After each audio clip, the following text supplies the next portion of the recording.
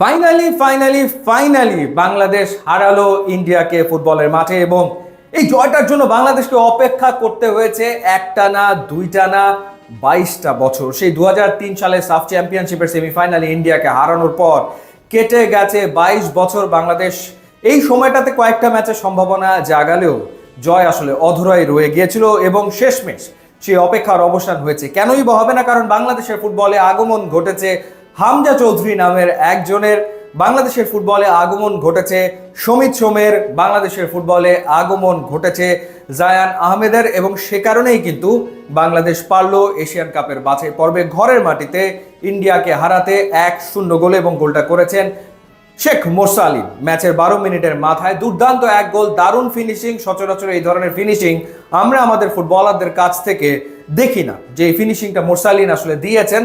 এবং রাকিবের রান সবসময় অসাধারণ, তিনি খুব স্পিডে উপরে উঠে আসেন, কাউন্টার অ্যাটাকে খুব দ্রুত যেতে পারেন, সেই কাজটা তিনি করেছেন ঠিকই। এবং মোরসালিনকে যে অ্যাসিস্টটা করেছেন সেটা চোখ জুড়ানো, নান্দনিক। এবং মোরসালিন কোনো ভুল করেনি, তিনি ইন্ডিয়ান গোলকিপার গুরপ্রীত সিংকে পরাস্ত করতে সক্ষম হন এবং বাংলাদেশ এগিয়ে যায় 1-0 গোলে। নিশ্চিতভাবেই মোরসালিন আসলে বাংলাদেশের বিগ ম্যাচ প্লেয়ার কিন্তু হয়ে উঠছেন। আমরা এর আগে দেখেছি এই এশিয়ান কাপের বাছাই পর্বের গুরুত্বপূর্ণ ম্যাচে হংকংয়ের বিপক্ষে মোরসালিন গোল করেছেন। এরও আগে নিশ্চয়ই আপনাদের সেই গোলটার কথাও খেয়াল আছে, বিশ্বকাপের বাছাই পর্বের ম্যাচে লেবাননের বিপক্ষে মোরসালিন যে গোলটা করেছিলেন। অর্থাৎ এই যে বড় বড় প্রতিপক্ষের এগেনস্টে ও লেবানন কিংবা হংকং, ইন্ডিয়ার এগেনস্টে গোল, এর ভেতরে আমরা দেখেছি যে অনূর্ধ্ব-23 এশিয়ান কাপের বাছাই পর্বে সিঙ্গাপুরের বিপক্ষেও তিনি গোল করে এসছেন। সো নিশ্চিতভাবেই বাংলাদেশের অ্যাসেটে পরিণত হচ্ছেন শেখ মোরসালিন। মোমেন্ট তো ওই একটাই, কিন্তু মোমেন্ট আরো অনেকগুলো আছে। যেমন মিতুল মার্মা এদিনও কিন্তু ডাব্বা মারতে গিয়েছিলেন, ভুল কিন্তু তিনি করে ফেলেছিলেন।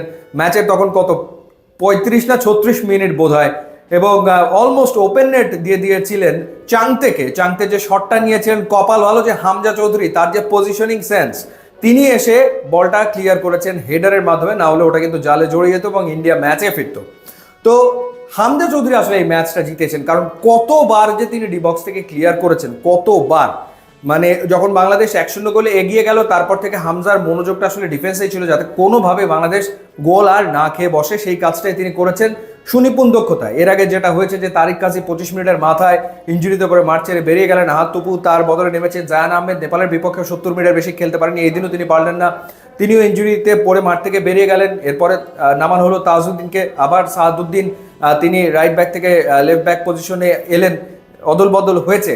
কিন্তু বাংলাদেশ যেটা করেছে, কোনো সুযোগ আসলে ইন্ডিয়াকে আর দেয়নি। হ্যাঁ, সেকেন্ড হাফে বল পজিশনে ইন্ডিয়া অনেক এগিয়ে ছিল, তারা একের পর এক আক্রমণ করেছে, কিন্তু সেই আক্রমণগুলোকে বাংলাদেশ খুব ঠান্ডাভাবে, নার্ভাস না হয়ে রুখে দিয়েছে একের পর এক।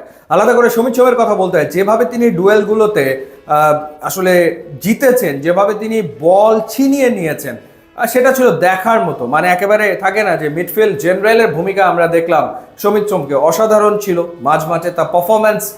প্রত্যেকেই দুর্দান্ত খেলেছে। ইনফ্যাক্ট সোহেল রানা ক্যাপ্টেনের আর্মব্যান্ড তার কাছে ছিল আজকে, তিনিও দুর্দান্ত পারফর্ম করেছেন।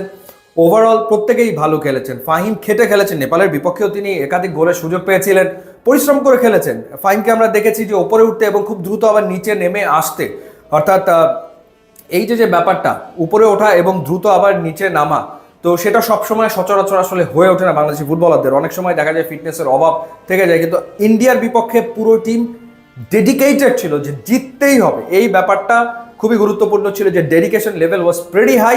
সো বাংলাদেশ 3 পয়েন্ট পেল এবং আফসোস আমাদের আরও বাড়ালো যে হংকংয়ের বিপক্ষে ঘরের মাটিতে ওই ম্যাচটা থেকে একটা পয়েন্ট যদি বাংলাদেশ পেতো, তাহলে তো টিকেই থাকতো শেষ ম্যাচ পর্যন্ত। কিন্তু সেটা হচ্ছে না। কিন্তু র্যাঙ্কিংয়ে প্রায় 50 ধাপে এগিয়ে থাকা ইন্ডিয়ার বিপক্ষে জয় একটা বিরাট ব্যাপার, সেজন্য বাংলাদেশ দলকে অভিনন্দন। ফুটবলে বাংলাদেশ এগোবেই এবং সেটা ছাপ কিন্তু আমরা দেখতে পাচ্ছি বাংলাদেশের খেলাতে। ইউটিউব, ইনস্টাগ্রাম লিঙ্ক আছে, আপনারা যদি যোগ দেন তাহলে খুবই খুশি হবো। And thanks for watching.